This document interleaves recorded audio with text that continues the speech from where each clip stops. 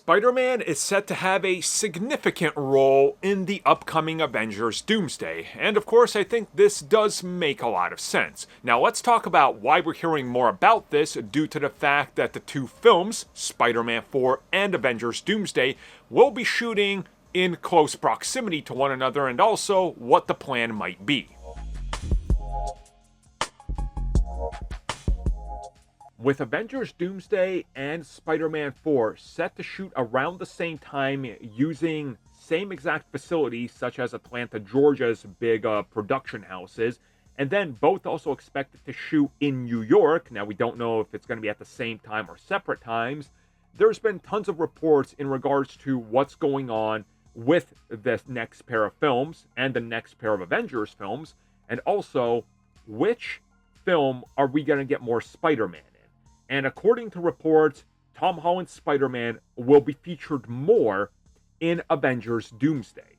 And the bigger idea is to have him be sort of right there in the middle of this whole situation, while a guy that looks like his mentor, Dr. Doom, who now looks like Tony Stark, Iron Man, is here, and that Spider-Man can be pivotal to this role.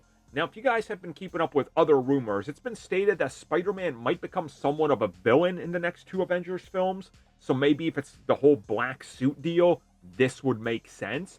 And I would personally love to just see how this plays out. And also, you can't really separate a Tony Stark variant from Spider-Man. Like, they're now connected at the hip in the MCU. It's a big deal. So this does make a whole lot of sense. My big question here is, and something I want to ask you guys is, does Spider-Man become like the face of Avengers Doomsday right alongside Doom? Because if that's the case, then Spider-Man 4, however it fits into this puzzle, has to be vastly different, especially if it's a film set between the two Avengers films, as some have suggested it could be a Battle World film. If it's not, then it's a prequel.